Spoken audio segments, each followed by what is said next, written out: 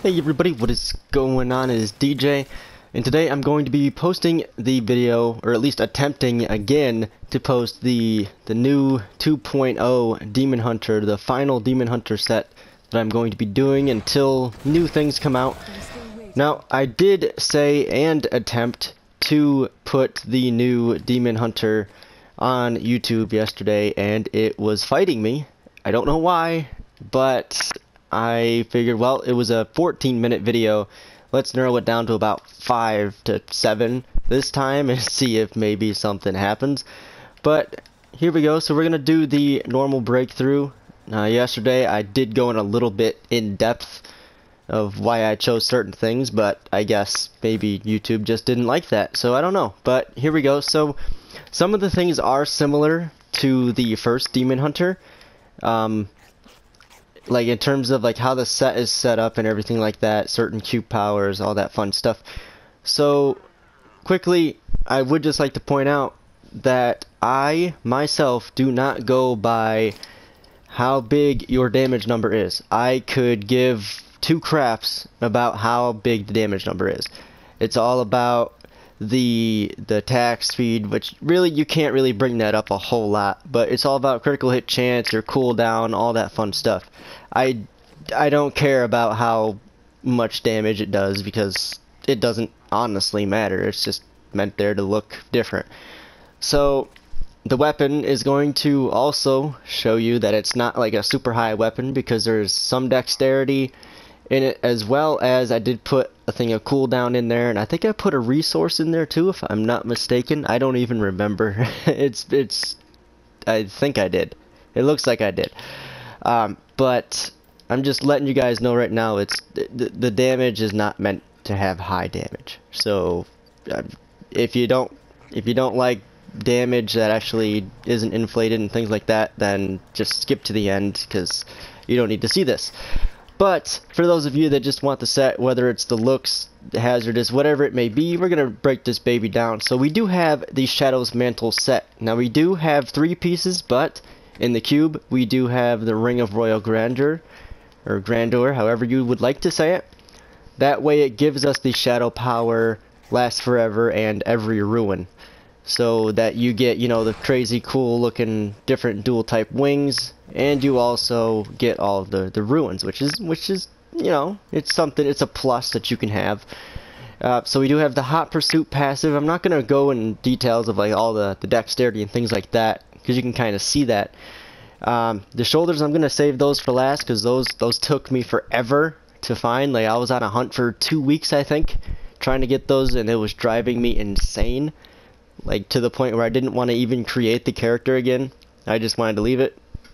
So we do have, for the chest plate, another Shadow's Mantle set. We got the Shadow's Bane, and it has the Sharpshooter passive, which is actually kind of important for this character in particular, especially if you want to do just that little extra damage.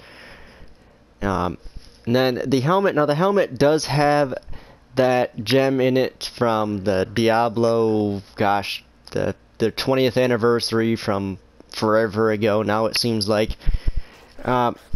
It does have that. Now you don't have to worry, it's not going to stagger you in a rift or anything. There are ways to get around that, whether you knew that already or not. There is one thing in there that I would like to point out, and that is the 23% life. It's not something that I really wanted on there, but I figured, you know, it's really just kind of there to add to the list of things, but it also is in addition to the resource cost reduction that I have on there. So instead of trying to inflate more cooldown or anything like that, I just put that on there just because. But that is the Shadow's Hood. So that is the 3 pieces right there that we covered, and plus the ring gives us the 4. Now the ring, we have of course the PvP XP buff kind of amulet, however you would like to call it. And you can tell that I definitely added a little bit more dexterity to it. It's because, well, this character runs on dexterity, so why not? Now the cooldown and resource isn't what I wanted it to be, but it works in terms of the set and how it's all set up. By the way, guys, For those of you that think it's just a set you can throw on your character and run through a rift and just, you know, hold down buttons, spam buttons, all that, I don't make the sets based around that. Like, there's different factors, different things that you got to keep in mind, which is why I point out certain things like passives and stuff like that on the sets, because they don't just run on putting the set on and then going and destroying demons, doing rifts, things like that. You gotta actually have it set up a certain way. If you find a new way that works for you, then that's great, but the way that the set itself is built around, I build it around not only the character's abilities, like his skills, but it's also around the passives and the cube powers. They all go together. So if you miss up, or not miss up, but like don't like one thing and want to try to switch it with another, there's a chance that you're not going to get the full effect out of what originally was going to happen with the set and how it was set up. So this set is basically set up for speed. It does have Sphere, it does have the Crown's buff belt in the cube, and it does have these bracers here, which give you, every time you break things, you get that little bit extra speed, which is always nice. I think pretty much almost every set now has that. It's just something cool to do, especially for those of you that like to speed run through rifts. It's actually very, very helpful. Now, the Quiver, I've always been going back and forth because I don't like any of the Quivers, honestly, in terms of their legendary powers. So I kind of just threw one on, and I like the way the chakram looks when you go and shoot it, so I figured, well, I mean, why not? I mean, it's just something cool to kind of look at and kind of throw them around, especially with a certain ability that it has where they like spin in a circle and go out. It's pretty cool. But this one has a majority of your critical hit chance. Now, out of every other item on this list, there is no other critical hit chance, but if you set it up the way that I have it, you're gonna get that extra percentage to where you'll have the full amount of critical hit chance that you can. And keep in mind, guys, that if you have enough Paragon points, you do also get the critical hit chance on there as well, plus 5%. So there you go, there is your critical hit chance. You don't need to add any more than that. It's completely useless. So next up, we got the rings. Of course, we got the physical skill damage ring, which is pretty much every set unless you're stat modded, that allows you to do a 150 rift with ease as long as you have the appropriate thing set up. Now, since I do have the jewel or gem, as you would like to call it, in here that allows you critical hits, cause the enemy to bleed for 10,000% weapon damage as physical over 3 seconds, you're going to be able to kill things every time you get a critical hit, which should be almost every time. Now keep in mind, I had to say almost. don't pin me on, oh, it's not 100%. Almost 100%. It's pretty close. Basically, it's just got like a bunch of damage, and the gold health pickup on a lot of these is increased so that you can get the rift orb things that increase the percentage that you completed. That's all that's there for. It's not anything different.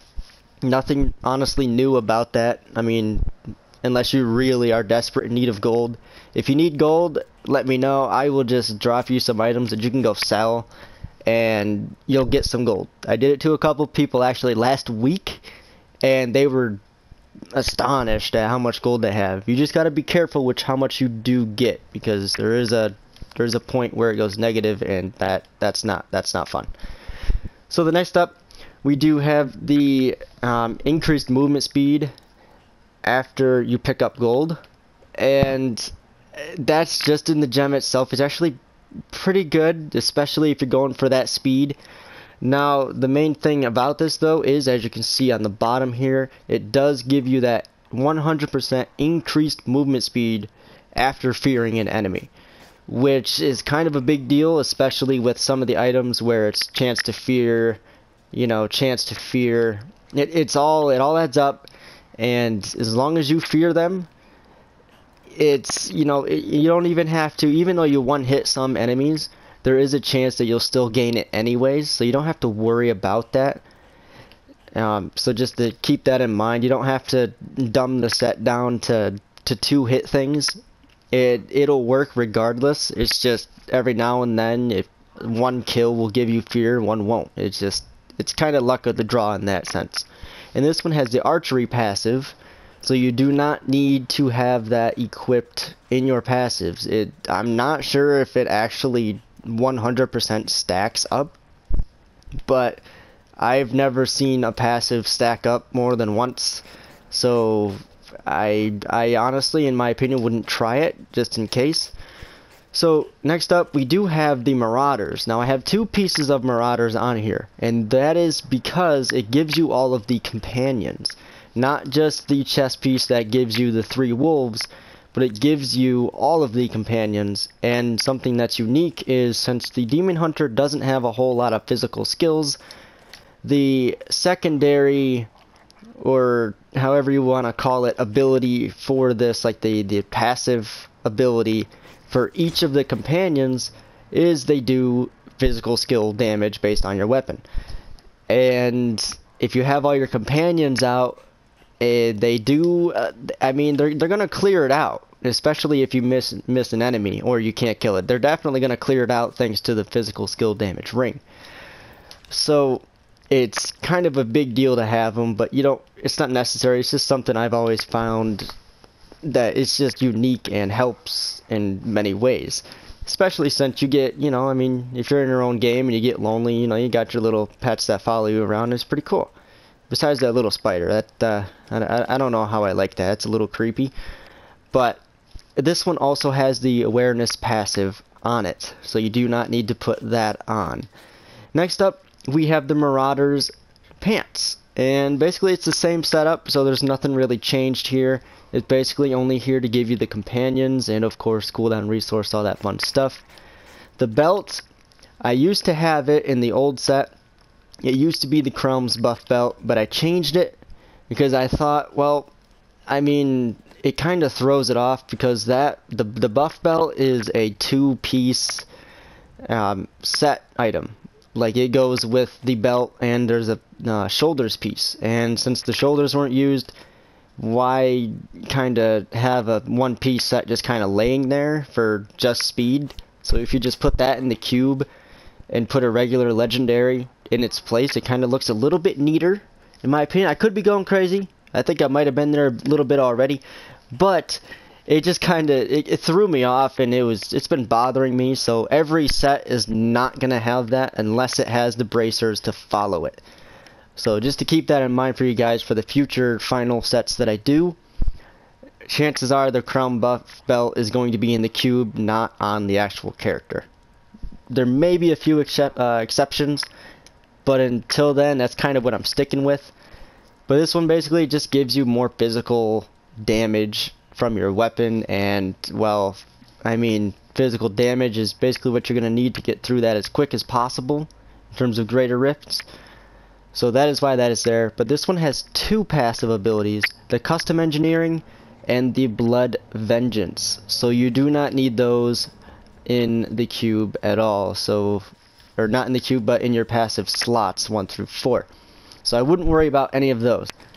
So now let's go on to the skills. This is what I have set up. This is how I built the set around. So if you don't want to use them, I'm going to be completely honest with you. It is your decision, but you're not going to get like the 100% out of what I was originally planning with it.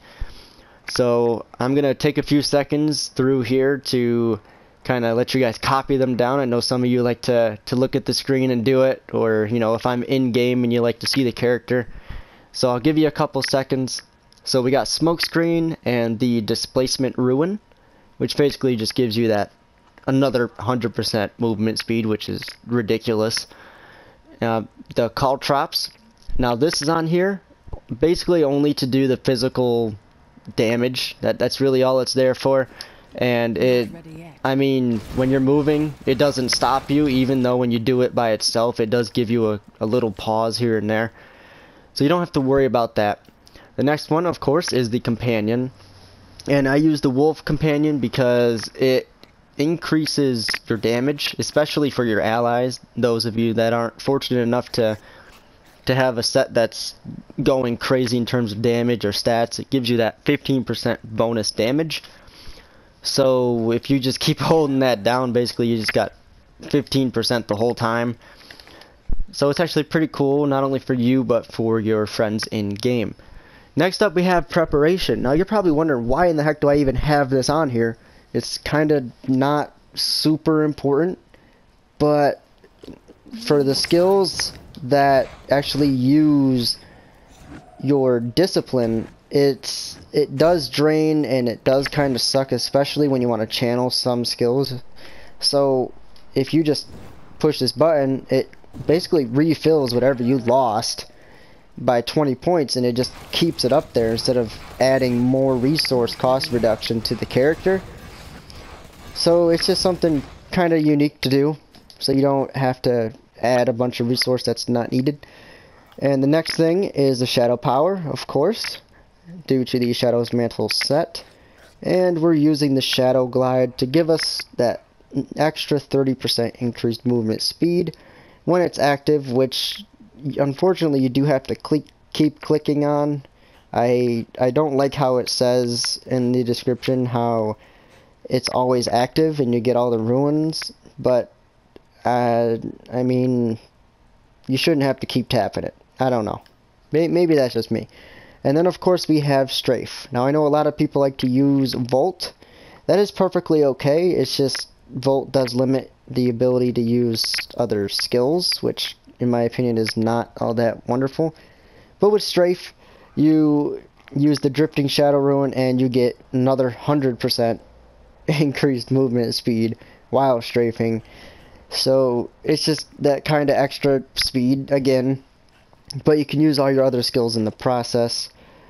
Now in terms of the passives, these are the ones, like, I kind of excluded some passives because I found them not to be needed, and some of them, you know, are like grenade type passives that, you know, you gain this damage or whatever for using grenades, things like that. Though since there's no grenades involved, just completely excluded them completely.